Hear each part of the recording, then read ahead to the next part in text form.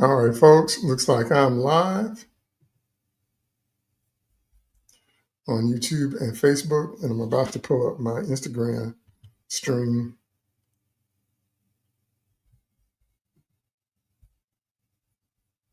And now I have to tell my folks that I'm here. So let me do that, and we will jump on into today's topic.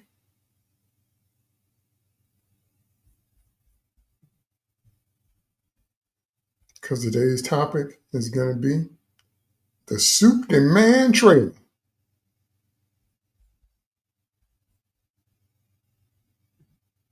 And trailer. There's that lovely echo that nobody likes. Okay. It's going to be the Superman trailer.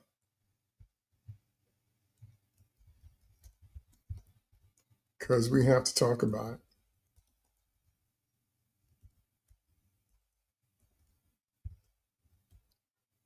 And I know I misspelled chat. I know I got a double E in there, so I'm going to have to fix that in the mix.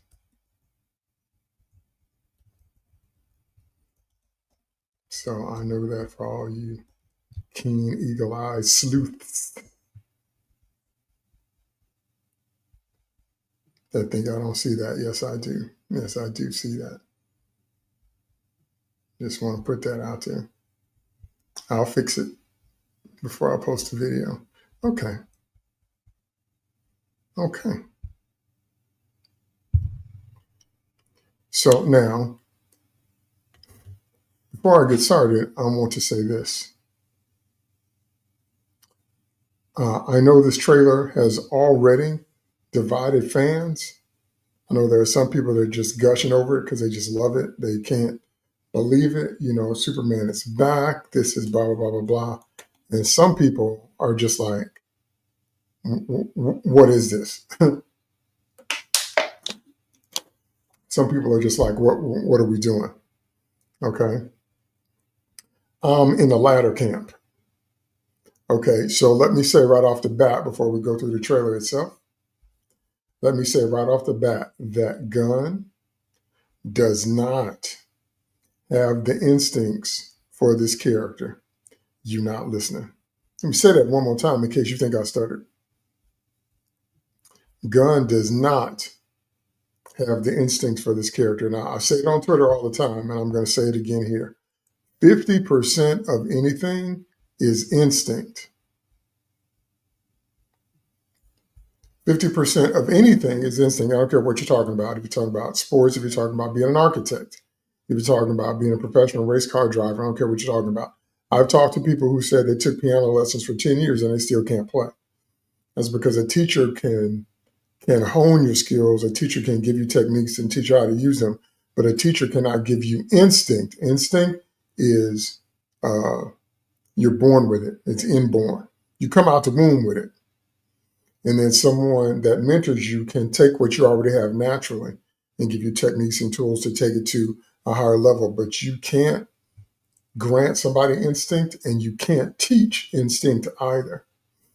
And I've been trying to say this for a while because I know people keep asking, why do we keep getting, these subpar superhero presentations, and why do they keep picking characters that nobody cares about, and why do they have a tendency to adopt the worst storylines possible, and why?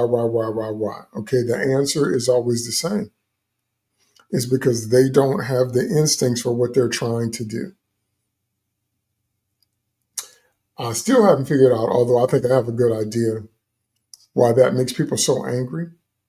Because it doesn't make you angry if I say you couldn't ball like LeBron James, or nobody could ball like Michael Jordan in his day. If I said that to someone, you most likely wouldn't get upset at that. If I said you can't do gymnastics like Simone Biles, I said you can't do what she does. If I said that, most people wouldn't get angry. But when I say that same principle applies to being a writer, a director, a film producer, and people just lose their mind. Well, we need some new ideas. That's true. New ideas not equal to good ideas. Well, we need some fresh vision. True, fresh vision isn't the same as the right vision for the character. I've said it over and over again on Twitter. If you just want to do what you want to do, you have to create your own story world. And most people can't or won't do that. If you're dealing with, and my clock keeps showing up, if you're dealing with an already established IP, then that means that character in that story world comes with certain expectations, comes with a pre-established mythology and lore, comes with a bunch of things. And I've discovered that some people seem to really hate that. They seem to really, really hate it. You can't just make Captain America be who you want him to be because Captain America stands for something very specific. You can't just make Superman be who you want him to be because Superman stands for and has always stood for something very, very specific. But for some reason, that seems to be a point of contention when it comes to the creative arts. But it's just as true for people that want to sing and dance, write stories, write music. You must have the instinct for it. 50% of it is instinct. And if you don't have the instincts for it, you're not going to be able to pull it off. You understand that if I'm talking about carpentry. You understand that if I'm talking about building a house. You understand that if I'm talking about repairing a car. Even something as simple as changing the oil, you understand that if you're dealing with a mechanic that doesn't have any kind of instinct for how a car works and what to do, you don't want somebody like that working on your car. See, you understand it in other areas, but when it comes to the creative arts, that's when people tend to lose their minds and think that anybody can do it. Well, anybody can do it, but everybody can't do it at a professional level.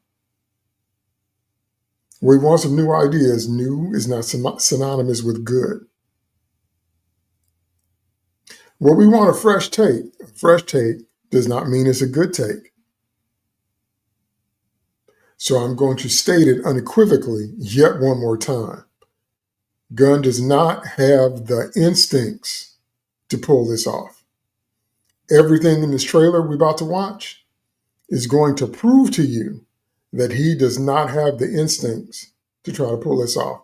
And then once we get through, I'm going to tell you the future. I'm going to tell you what's going to happen as a result of this movie. We're going to watch the trailer. I'm going to comment as I go. We're going to watch the trailer with the sound off because I don't need no strikes on my channel, but with the captions on. And then we're going to comment. And then after the trailer's over, I'm going to tell you what's going to happen as a result of this film. Okay? So let me pull that up.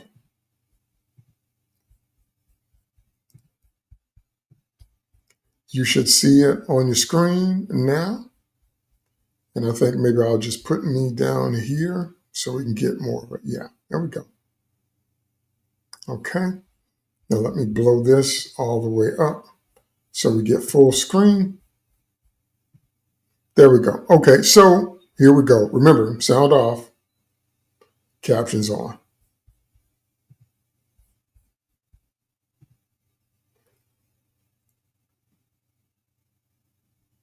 That right there. That right there. I'm not talking about how you can't have scenes like this in the movie. I'm saying just like with his first teaser, the first image we had of Superman was him broken and bloodied and bruised on the ground. And that's the first thing you see.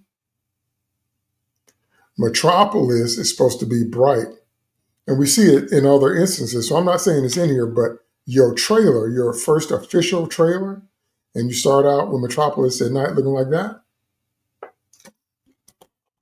No. I told you don't have the instincts.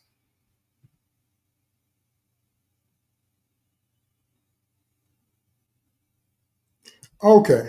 Now, right off the bat. Now, I read that somebody said this made them hate Lois Lane already with a trailer, which I thought was an interesting thing to say. Lois, just in terms of her physicality, Brosnahan looks like Lois Lane would look to me. So in terms of her physical translation, I think that's good. In terms of her attitude, you got to remember Lois has always been pushy and a loudmouth and very, very brash. You need to go back to the original comics because remember that Lois was introduced when Superman was. So she's been around from the beginning. I want you to go back and look at those original comics and see how she treated Clark and see how Lois acted. Lois Lane has always been loud and aggressive and brash from the jump. So that is actually an accurate book to screen translation of who this character is. But. Okay, so I like the idea. The leaks look like they were true. One of the early leaks said that they pretend that Lois doesn't know who Superman is in public. So when they work at the planet, she deals with him as Clark, like she don't know. In private, however, they do have a relationship and they are together. Okay, so I thought that was a nice twist. But what's wrong with this? You let me interview you as Superman. You know what's wrong with that? Is that the questions that she asks, they would have talked about a long time ago. There's no way these two reporters and this champion of the oppressed and this greatest superhero of all time in a world full of other superheroes, we're going to get to that in a minute, wouldn't have considered these issues and talked to them about, of all people, Lois Lane. And so the fact that this is coming up makes it seem like that maybe, they've been together like a week. In the Chris Reeve movie, Superman the movie, the reason Chris Reeve gave that interview to Lois Lane was obviously, I said Chris Reeve, Superman, gave that interview was obviously because he wanted to flirt with her and he wanted to be around her and he wanted to build a bond between them because he was just kind of hot for her when he met her. But he also said, I wanted to let the world know because I know the world has a lot of questions about me. I don't agree with that interview because Superman sat up there and gave Lex all the information he needed to find the kryptonite. And Superman talked about his weaknesses, and I think like Batman think. But anyway, this doesn't make any sense if they've had a private relationship. That they're just now talking about this and Clark's reaction, like they haven't talked about these questions, like Clark would know who Lois is and all that is off. He don't have the instincts for this character.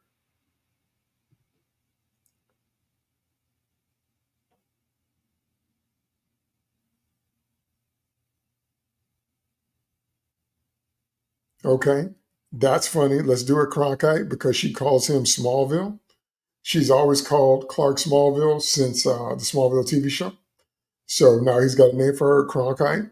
That's cool. That's referring to Walter Cronkite, Walter Cronkite, a long time journalist that Americans welcome to their homes every night. That was one of the most trusted faces in journalism for decades. But you have to ask your parents or your grandparents about that if you're younger. But that's what the Cronkite reference is if you don't get what that's talking about. Walter Cronkite. So you can Google that if you don't know who he is. I like how his voice changes, Miss Lane. I like that. Come under a lot of fire for some, a lot of fire. Okay, and then we have this scene. Now, if the leaks are proven true, it's because Lex Luthor runs a campaign with monkey bots online and frames Superman in a bad light and blames him either for the destruction that's caused in Metropolis or something that happens in a foreign land, but somehow he turns the crowd against Superman, and that's what this picture is referencing. That is so lame. Now, I know what happened in the animated series. I know that Superman got controlled by Darkseid and lost the trust of the people. That's more legitimate. This seems to be a smear campaign, and that is so meta, it makes my nose hurt. Because it's cancel culture in a Superman movie. Whenever you put something that is such a direct, on the nose finger point to the time that you live in, do you know what that means? That means at some point it's going to be dated. Don't you get that? Why do you think Superman the movie is still so beloved? Some of it's dated, but most of the concepts, most of the themes, even with poor special effects back in that day, excuse me, even with that, that movie's still beloved and it's still the gold standard. Why? Because Superman the movie, like Superman himself, was meant to be timeless.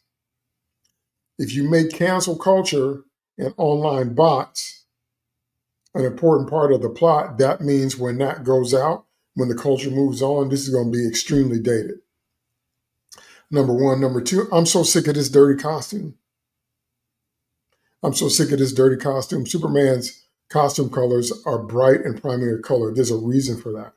One of the reasons is because he doesn't want people to be afraid of him, which is also the reason he doesn't wear a mask. Because when people see him, they want him to see a friend. They want him to see somebody who's going to use all that power he has to help the cause of good and the side of right. So I'm tired of this already, that Lex Luthor puts out a smear campaign and all these people buy into it. And let me say this, I'm going to deal with this some more at the end. This is not a Snyderverse versus Gunverse thing for me. I know it is for a lot of people, because I've seen tweet after tweet after tweet where people are talking about, this happened in Snyderverse and this happened in Man of Steel. What up, Cajun? I see you. And y'all leave me comments while I'm talking. I'll get to the comments once I get to going through the trailer. So don't forget to leave me comments. So I know that a lot of people are comparing the Snyderverse to the Gunverse. That is not what this is for me. I'm not saying that's right or wrong. I'm saying that's not what this is for me, nor is it a Reeve comparison for me. Is it a good Superman movie? And I'm so tired of this dirty costume. Every shot he got that dirty. I'm so tired of that. I'm so tired of that dirty costume. I can't make you understand. Okay, let's keep going.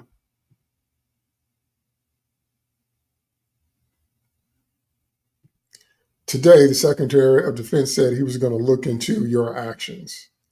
Now, one of the biggest debates in fandom, and the whole thing kind of started with Nolan and Batman Begins. But one of the biggest debates in fandom is how much realism do we put into our superhero movies? So this did happen in Man of Steel, where the military would obviously be tracking Superman, and the military would obviously be very leery of Superman because he's a wild card. He's a power you can't control. And so I'm not necessarily saying that this is off if we're going to use kind of that grounded, gritty, realistic thing as a bar, because that's exactly what would happen. But the difference between this and other iterations of Superman is that Superman has earned people's trust. In the Superman 4 movie, The Quest for Peace, the only reason that Superman could address Congress and say what he had to say is because he had earned people's trust. So once again, if you're only going to show the side of him losing people's trust, or Lex Luthor getting people to throw away their confidence in him, that's very one-sided. Why don't you ever show anything about how he's won people's trust? Maybe how the president trusts him. Because if Superman were real, the first thing that would happen is whoever the sitting president was would invite him to the White House like that and try to make him political. Try to say that Superman endorses their political party. Superman would be smarter than that, but I think he would take the invite. What did Christopher Reeve say at the end of Superman 2? Good afternoon, Mr. President. Sorry I've been away so long. I won't let you down again. And when he's on the way to the White House, he's holding the flag. Such an iconic image. That is Superman. So I'm not saying that it's unrealistic for him to be under Secretary of Defense investigation. I'm saying, where is the balance in this trailer about the good that he's done that has earned the trust of people on all levels? And that ain't what we're seeing, is it? Gunn does not have the instincts for this character.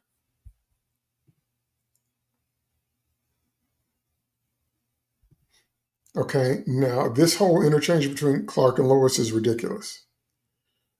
I know she's brash, but she's disrespectful. And Clark responds rather naively. And that dirty costume again. In fact, you legally enter the country. Okay, now I've been waiting to talk about just everything in there. First of all, seeing Romolo in this mug just cracks me up because I expect him to be Crossbones in a minute. But anyway, let me talk about this whole shot. When you say, in effect, you illegally entered a country, okay, all superheroes do that. All superheroes are vigilantes, which means they operate outside of the law, unless they are duly authorized and deputized by the city in which they operate, by the state that the city is in, and by the federal government. Do you understand that? Batman understands that. Do you understand that if you put on a spandex or polyester costume and you take the law into your own hands, you are a vigilante? You're operating outside of the law because as citizens, we're not supposed to do that. So now all of a sudden, it's a big deal. See, once again, they're just showing one side. And they're showing the negative side, and they're showing Lois chewing him out for it.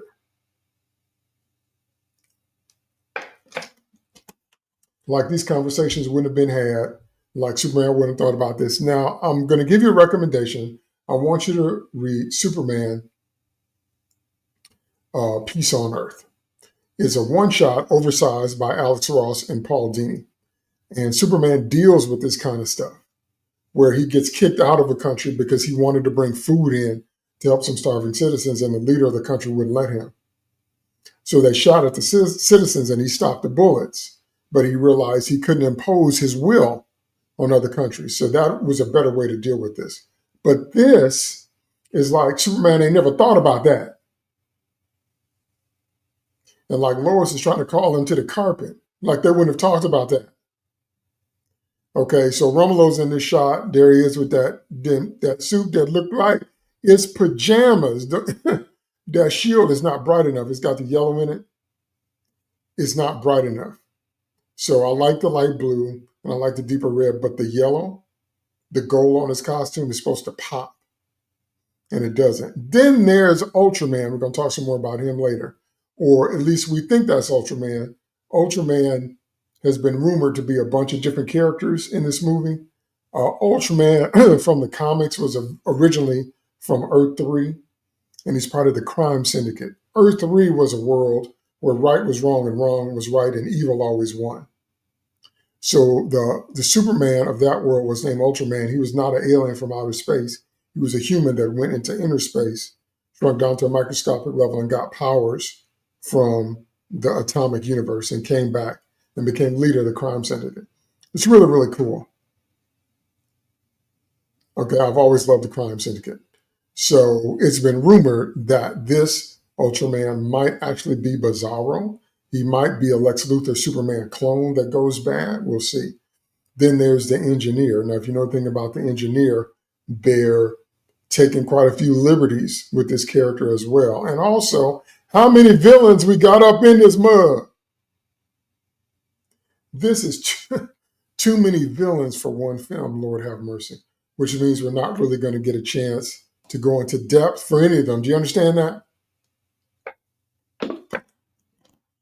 You understand that on the Krypton TV show, the sci-fi TV show, we had some time with Brainiac to understand that he was a collector of worlds. In Superman 2, the movie, we had some time with Zod, Nan, and Ursa to discover the same thing we've always discovered about every Kryptonian.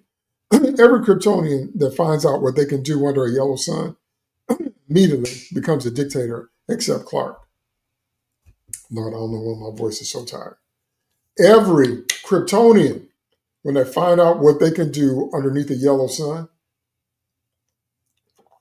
becomes a dictator, except Clark, even Kara.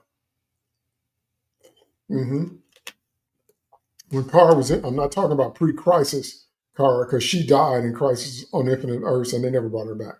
When they introduced Kara on Smallville, she did not want to be a hero. She wanted to take over. She didn't understand Why she couldn't take over? Because she's so much more powerful than humans. Every Kryptonian, once they get underneath the yellow sun, becomes a dictator, except Clark. And once again, if you don't understand that about his character, you can't compare and contrast him like you should. God does not have the instincts for this character.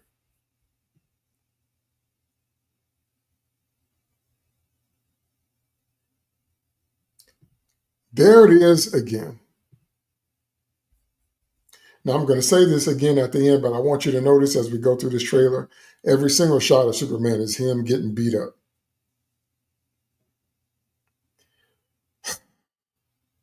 Beat up by Lois, beat up by Ultraman. You're going to see him flying and falling in a minute, all that. No scenes of him being triumphant, of him overcoming, of him being bigger or greater than the threat.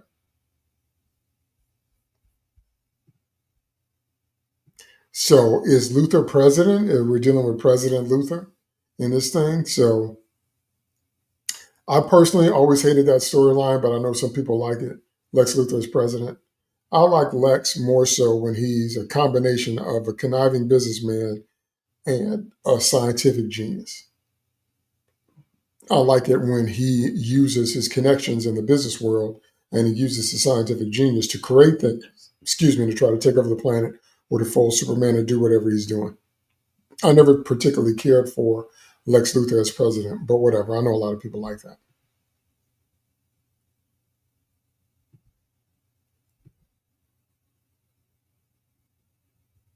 Now, this right here, everything about this is wrong. I wasn't representing anybody except for me. Superman cannot possibly be that small-minded not to understand that, yes, you do represent the United States. Yes, you do represent the country that allows you to operate as a vigilante. And yes, they're going to take it as an American assault if you fly into another country. So Superman is responding here like a child, like a teenager. I wasn't representing anybody except for me. It only affects me in my life. Don't nobody say that, but immature people. Don't nobody say that my actions only affect me except folks that haven't grown up yet. Because you were not born in a vacuum. You do not exist in a vacuum. You don't even die in a vacuum. You were born because you're the seed of your father grown in the womb of your mother. And you were born into a family, and your actions affect the world around you. From the time you come out, from the time you conceive in your mother's womb, you growing in her womb completely changes her life. Then when you come out, if you ever brought a newborn baby home, all life in the house got to revolve around the baby till the baby get on a sleep schedule. The only people that say ridiculous, asinine, ignorant things like, it only affects me, are immature people. Because your actions affect other people. You do not live in the world in a vacuum. You don't even die in a vacuum. Have you ever buried a grandparent? Have you ever buried a parent? Do you know how much paperwork it takes to actually put somebody in the ground? It's mind-numbing. That's number one. Number two, once again, Lois is badgering him. But number three, Superman standing up and going off like this, having some kind of hissy. That ain't Superman. Oh, that ain't Superman. When Margot Kidder interviews Chris Reeve, Superman, he's flirting, he's cool, he's calm. Okay. When Amy Adams interviews Henry Cavill, Superman, he's smiling, he's calm, that kind of thing. Justice League Unlimited got it right when Superman gave his "I feel like I live in a world of cardboard" speech.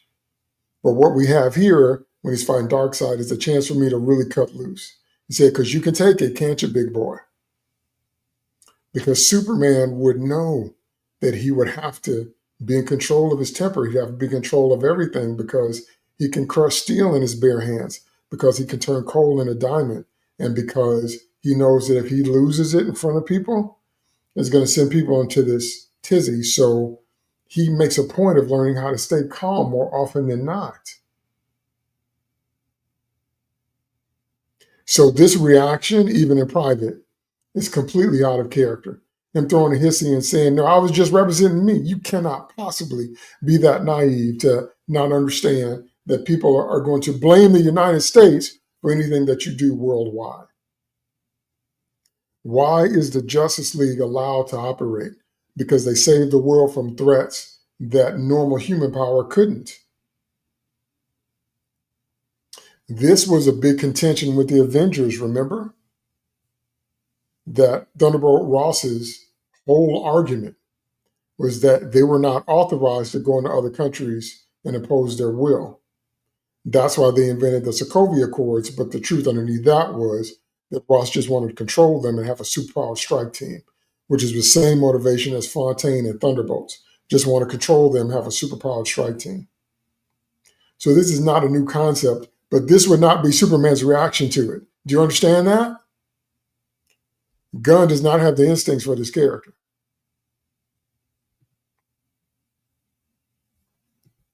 Now, this is one of the biggest complaints about Henry Cavill Superman and Man of Steel, collateral damage.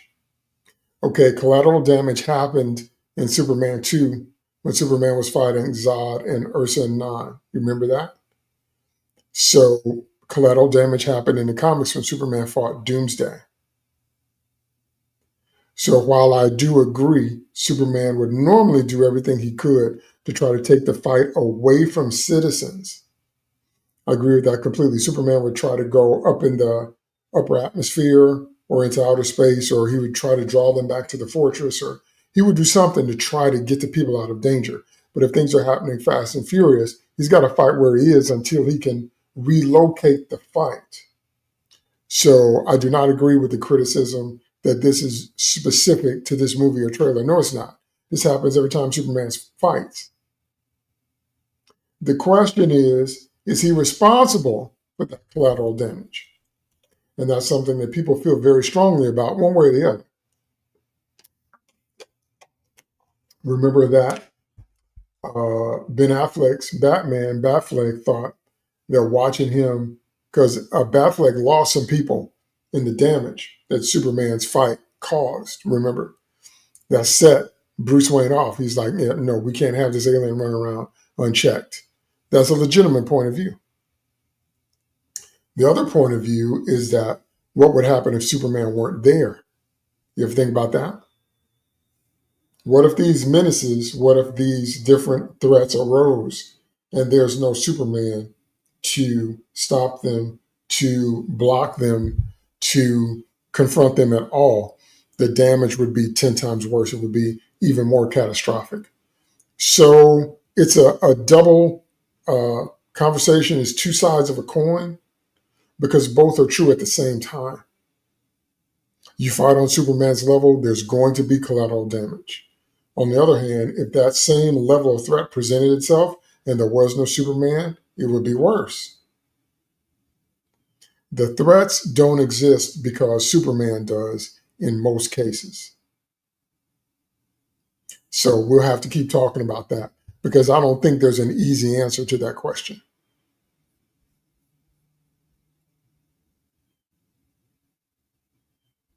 Now, here we have that shot of him saving a little girl.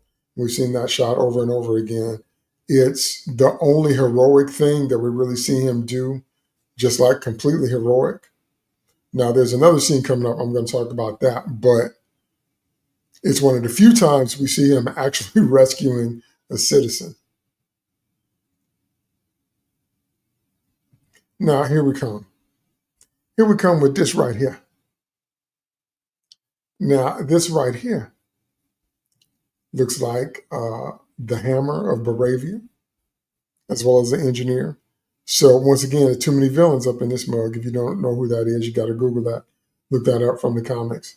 So it feels like they're trying to have Superman fight all the villains in the first movie. And I'm like, well, maybe we could save some, but so I don't know. We have to see how this plays out. But it does mean the more villains you have, it does mean we won't have enough time with any one of them to build. See, what makes a villain powerful is his connection to the hero. What makes an antagonist powerful or moving in the story is a good written villain is going for the same thing that the hero's going for. They're just going about it in a different way. So you have to have time with the antagonists to see that about them, to build. That's the strength of the Thor and Loki relationship. because both Thor and Loki want the approval of Odin. But Thor is coming from a redeem myself, I'm the natural prince kind of place. And Loki's coming from the I'm not really your son. You always favored Thor. Apparently, I'm just an adopted pity case. That's why that dynamic is so great in the MCU. See what I mean? We're not going to have time between Ultraman and the Engineer and the Hammer and whoever else is in this movie if they throw Brainiac in, and we ain't going to have time for all that.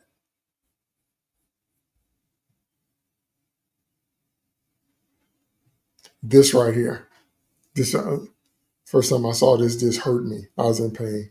I'm like, Superman screaming, people were going to die. Yes, the statement is on brand, but the reaction, the way he says it, and him ignoring the larger ramifications of what he's doing, because you can't just run around on Earth, even if you have Kryptonian powers, saving people willy-nilly. If you're going to write that kind of movie, that's more old school, because remember, it's not just the characters are fictional. The world they operate in is fictional too. So if we're just going to have an all sunshine kind of thing, then yeah, that's great. I don't have a problem with that. But if we're trying to be gritty and grounded and realistic, then you also have to be smart enough to know you can't just impose your will on other countries. You can't really impose your will on Americans, but America lets you do that because you protect us from threats that are too big for the military to handle. But everybody's not going to feel that way. So we can't be sitting up here screaming, I did what I did because people were going to die and that's all that matters. You can't be that naive. How? Ugh.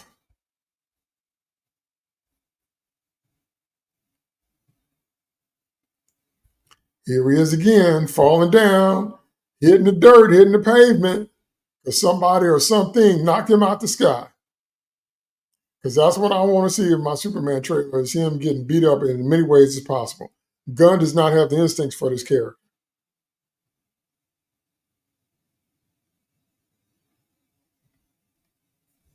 There he is again, just all wiped out and everything. Now, when this happened in Superman 2 and when this happened in Man of Steel, it was understandable because he was fighting a foe on his level. But you notice in this trailer, we don't see that fight. We see the result, which is him getting beat up. And then there's this scene, this right here. That. Oh, he's so relatable. Oh, he needs help like everybody else. Oh, we have to help him up. And try again. You don't understand superheroes. See now, I try to stick with what I know. Don't ask me about no marine biology. I'm not getting in the water with no dolphin or no alligator or no snake or no shark. Don't ask me. I don't know nothing about. I ain't doing that. I don't know nothing about that. Don't ask me about that. Don't ask me about jumping out no airplanes. I don't know nothing about jumping out no airplanes. I don't know nothing about that. I don't write romance novels. I understand them, but that's not my genre. That's not what I write. Okay? My point is that if you don't understand superheroes, you shouldn't write them. Superheroes are supposed to be larger than life. They're not supposed to be relatable. If we want relatable heroes, we have those. Law enforcement, firefighters, military, teachers, first responders, EMTs. We have those. We have regular people that put their lives on the line for the sake of the safety of others. We have those. That ain't what superheroes are. That's not what superheroes are. The clue is in the name. They super. So they need to be larger than life, both in the scope of their abilities and also in their character. If you don't understand that, you ain't got no business writing superheroes because you don't get it.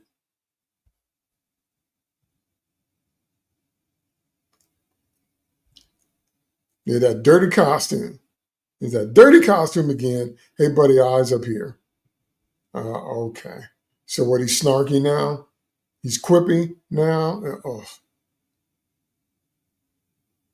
From director James Gunn. Now, in all fairness, the Salkinds had their name on Superman in the movie. Alexander Salkind presents, in all fairness. But what we do know is that Gunn is always inserting himself in every piece of content that he creates, in every trailer and every teaser and everything. He's always, by James Gunn, look, I'm here. Do you see me? Richard Donner didn't do that. Zack Snyder didn't do that. Other people did that for him, but Zack Snyder himself didn't really do that. Okay, so this is kind of overkill for me. Now, for those of you that don't know, the crystalline structure of the Fortress of Solitude was introduced in Superman the movie.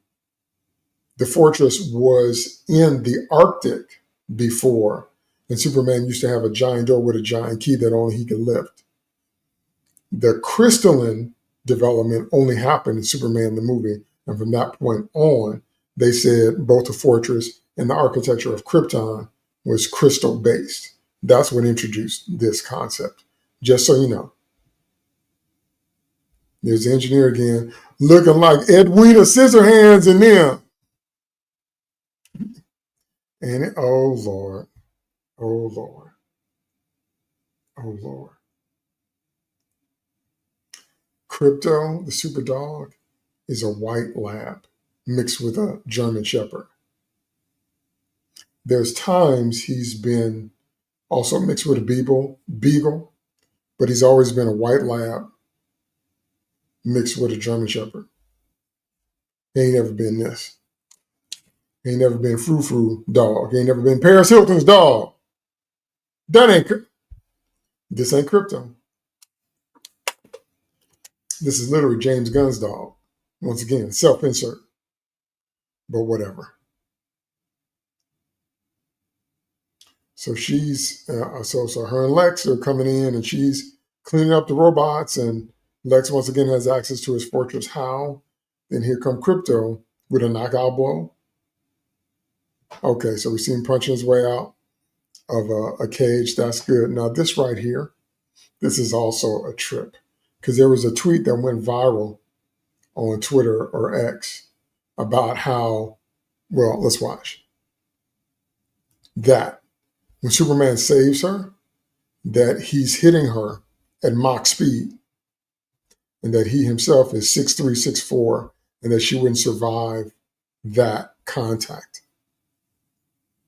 First of all, it's comic book physics, y'all. Do we understand that it's comic book physics? We can't keep trying to apply real world physics in a world where a man is flying and his bullets bounce off his skin and blah, blah, blah, blah. And that's not Newtonian physics. Just want to throw that out. Number one. Number two, Superman has a protective aura on his person. His skin is made of steel, but he also has an energy aura, which used to stop his costume from being shredded unless his power was going to wane. And then also when Superman rescues people, he extends that protective aura through his telekinesis. All that is comics. Now, it wasn't always that way. His powers evolved to that, but that is from the comics. That he can extend his protective shield so that when he's catching people, if he doesn't master speed or any type of physics involved, he can protect them when he's rescuing them. So comic book people know that.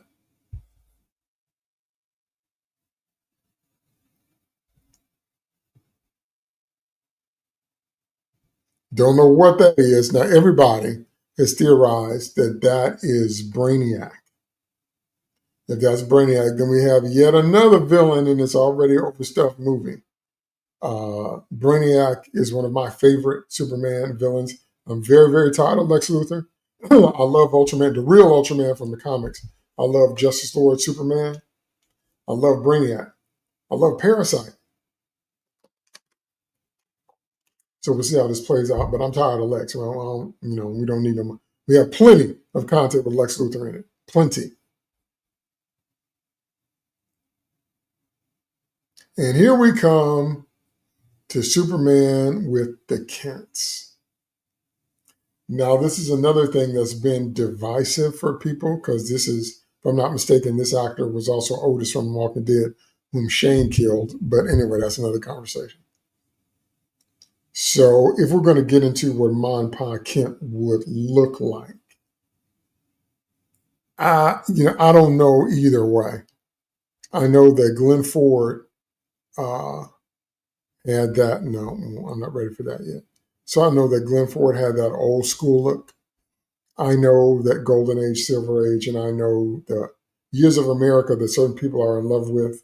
People have a certain look, and this may not be the look. John Schneider on Smallville didn't look like this. So this may not be the look. Neither did, what's his name, Costner in Man of Steel didn't look like this.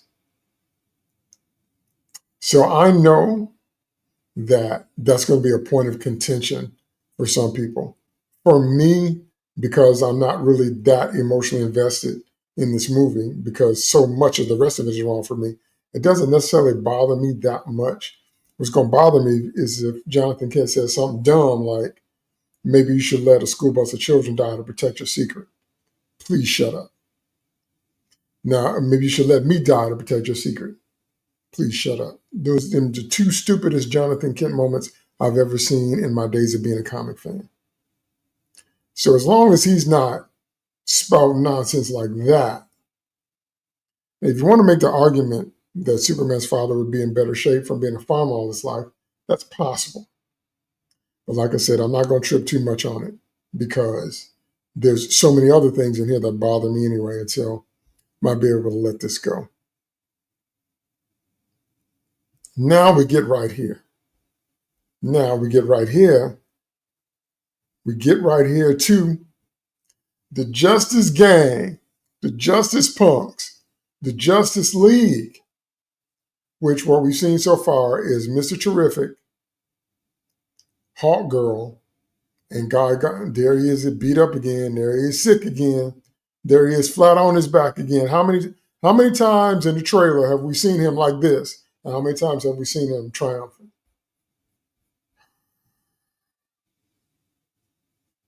Okay, Lois. Oh, okay. Manhandled again. So exposed to kryptonite or red sun radiation or something. Slapped in the face, because that's what we want to see from the Man of Steel, is him getting popped in the face. Okay, maybe that's a kryptonite glow stick.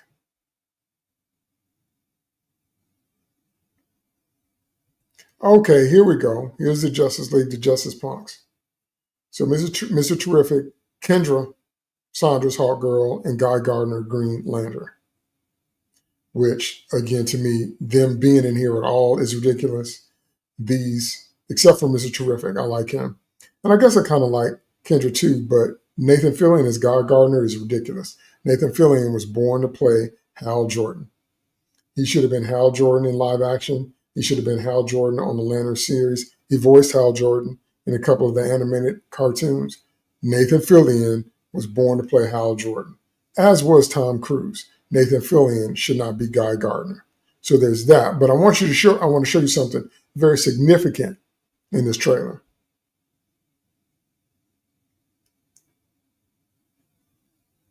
There he is getting tackled again. Now there's his mom. There's Ma Kent. Now, once again, I don't know what you really expected Superman's parents to look like, but it seems that there's been an emphasis on these two looking as plain and as normal as possible. So they don't look Hollywood. They're not Hollywood pretty.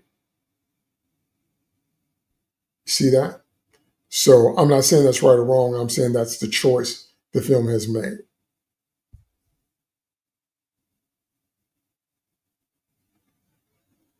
Okay, he's fighting a kaiju monster. How many villains are up in this mug? I do agree with using antagonists that are worthy of Superman's power level. I don't agree in putting 10 of them in the film. That happened so fast. That's what I want to talk about. That right there. This is all wrong. This is all wrong. This is all wrong. This is all wrong. This is not You know, remember how Han Solo said, that's not how the Force works? That's not how any of this works. That's not how Green Lantern rings work. The Green Lantern core and the Green Lantern rings are about willpower, concentration, and overcoming great fear. They are not genie powers where you just wave your hand and just kind of casually, you got to focus. You got to focus on what you're doing. You got to channel your will through the energy of the ring and create a construct. And that construct is only held together by your force of will. It's envisioned by your imagination, but it's held together by how strong your will is. It takes focus and concentration and overcoming great fear, not being afraid. This, the casual hand wave and just a green hand, that's going to give so many people the wrong idea about the Green Lanterns because they don't work like this.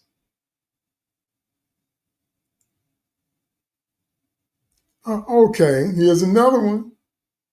Here's another one. Okay, I like Clark having fun with Jimmy. That's cool. But this right here. So, city's being destroyed and somebody taking a selfie. That's so meta. That's so winking at the culture. That's going to be dated really, really badly when all that goes down. I see your comments. I'm going to get to your comments as soon as we get through the trailer. Okay? Okay, Black Women is saying that's Cat Grant. Entirely possible. And if that's Cat, I can buy that. But if that's just a regular citizen doing this while the city's coming down, and even though that actually is quite indicative of how we are now, because people do not respond to emergencies. People now get out their phones. It's still going to date the movie. And it's still not something to be celebrating, but anyway. Oh, look, there he is on the ground again. Okay, wait, that went by really quickly. Metamorpho is also in this film. Metamorpho, to me, has always been a fascinating character. Metamorpho, to me, is very much a tragic character because of the accident that created him, and because, just like Ben Grimm, he's only super when he's a monster. He's only super, he's only of any use to a super team when he's in that monstrous shape where he can control the elements, but he doesn't look human. So I really like Metamorpho as a character, but once again, including him in this movie and in the Justice League, the Justice Punks, the Justice Gang, we're not going to be able to spend that much time with him.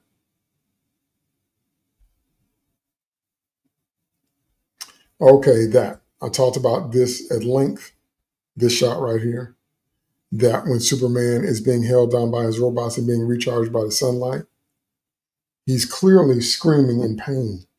Once again, because that's how we want to see him recharge, writhing in pain. When Doomsday beat the life out of Superman, he had to put on the black suit. The black suit helped harness the sun's energy better and made it more concentrated. But here, it's like he's actually in pain from all the concentrated sunlight. Gunn does not have the instincts for this character because don't nobody want to see that. The way people bent over backwards to justify this on Twitter just made me laugh. Don't nobody want to see this. Okay, Superman and Lois. Okay. I guess he got his favor back. Everybody cheering. So I guess he's in favor with the people again. Everybody got their phones up. Now this right here.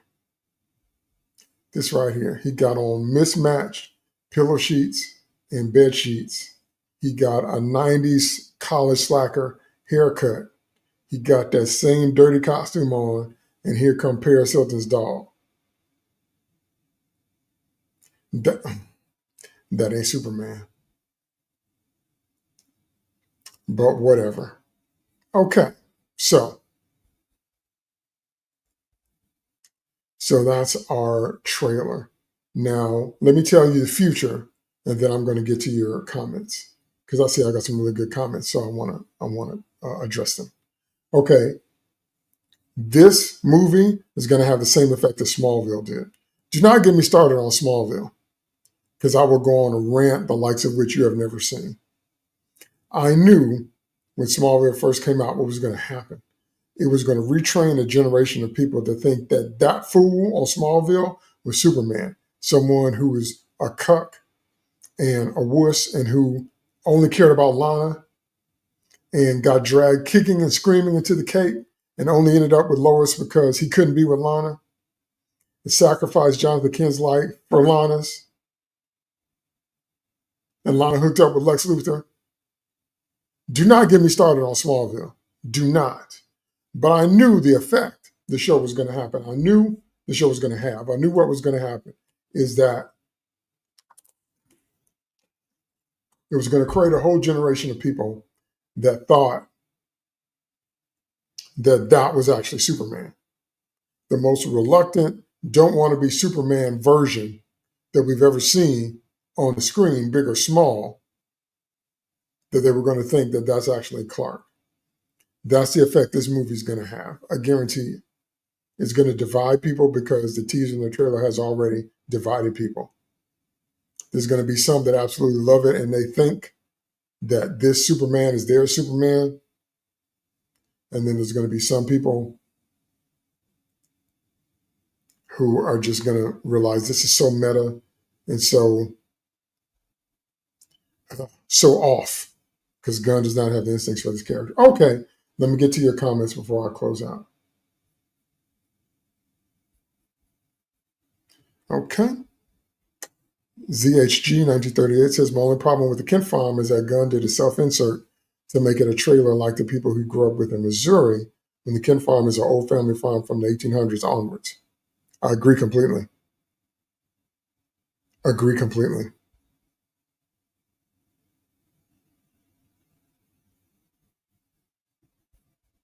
Dave T. Geek says, I will hold that the main problem with Snyder Superman was that the Kents being misanthropists.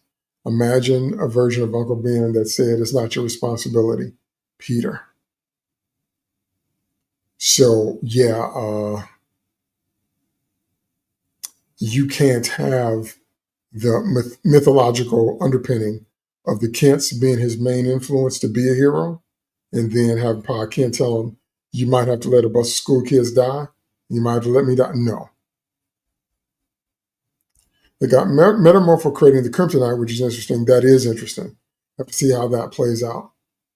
Because if he can do that, can he do that all the time? Okay. I wonder if they look like James Gunn's parents. Possibly. That is definitely Cat Grant. If that's Cat, then I can understand that. Because that is something Cat would do. It's still an abhorrent practice, but it is something that Cat would do. I never took Smallville seriously as soon as they said Lex Luthor went to school in Smallville. Well, in the comics, when they created Superboy, when they said that Clark was booted and suited as a teenager, what happened was he and Lex actually were contemporaries. There was a fire in Lex's lab because Lex was a science guy. Superboy put out the fire, but the fire and the chemical combination turned Lex bald. That's how Lex Luthor went bald. And he hated Superboy from that point on. That's the original comics antagonistic type of thing. Lex Luthor in Smallville was too old to be in high school at the same time with them folks. But in the comics, they actually were age contemporaries. Okay? So, like I said, it remains to be seen what happens with this film, but almost sounds like how Reed and Doom met. Yeah, it's very reminiscent of that. That's correct. It was in high school, but it's very similar to the same origin story, same type of thing. That there was an accident that the hero was trying to prevent, hurt the villain, and the villain hates the hero for it. So yeah, very reminiscent of that. So like I said, this movie is going to be divisive because it's already divisive. Even that costume is divisive. And we're going to have a whole new generation of people that think that this guy is the actual representation of Superman. So we might lose Superman for a generation or two. He's going to be in public domain for a while. Eventually, somebody's going to come back and restore the proper idea of Superman. But it's not this movie. This is very much a self-insert movie, possibly from the Kents, definitely from Krypto, definitely from him getting beat up all the time, all that, because there's no heroicness, there's no larger than lifeness, there's nothing that sets him above humanity. Everything, every vibe about this movie is watch him get beat up. He needs help. He struggles. He's relatable. Blah blah blah blah blah. And that no, no, that's the wrong tack. That's the wrong approach. Okay, so thanks for everybody that watched me live. Thanks for everybody that's watching this on the replay. Leave me some comments because I want to hear your thoughts about this trailer and what I said about it and how you think this movie is going to do. Now, I do predict this movie is going to do well. I think this movie is going to do major box office because of the strength of the character. I think it's going to have a monstrous opening weekend. Trying to make him like Peter Parker, always getting knocked down. Yes, that's it exactly. Because as we know, Peter Parker is the punching bag of superheroes. We know that whatever beef the writers have with their wives and girlfriends, they take it out on Peter. We know that. Just there's no arguing that. So don't even try to put up an argument against that. Peter Parker is a relationship punching bag of those that write him. So just stop talking. So that's not Superman, though, and that's not Superman and Lois. And so I do predict that the opening weekend is going to be huge. I am going to go see this movie for discussion and review purposes, not necessarily because I'm excited about it, because I'm really not, which is a shame. First time you ever heard what? Blackwing. First time you ever heard what? So, I am going to go see it. Oh, the writers. Yeah. Punch it back. Yeah. So I am going to go see it for review and discussion purposes because I got to talk to my teams. I got to talk to my followers. I got to talk to people about it. That's what we do. But I'm not going to see it because I'm excited about it. I'm going to see it for discussion and review purposes because it's already going to be divisive. I already know what's going to happen. The teaser and the trailer have been divisive. You don't think the movie's going to be? So anyway, leave me some comments below. Let me know what you think about that. But this is going to have a massive opening weekend. It's the following weekend where I have to see what the drop-off is. Once word of mouth gets out about what this movie really is, we'll see if it sustains its momentum. Because Thunderbolts did not. It didn't open well and it didn't sustain well. It had a big drop-off. Thunderbolts, no matter how much they hype it, didn't do as well as the Marvels. Okay, so this movie, on the strength of the character, on the strength that it's Superman, is going to have a massive opening weekend. Then we'll see. The second weekend is going to tell the story. All right, so that's it for me. Leave me some comments below. Thanks again for watching, and I'll see you in the next video, same time next week. DD2 Comics Chat, out.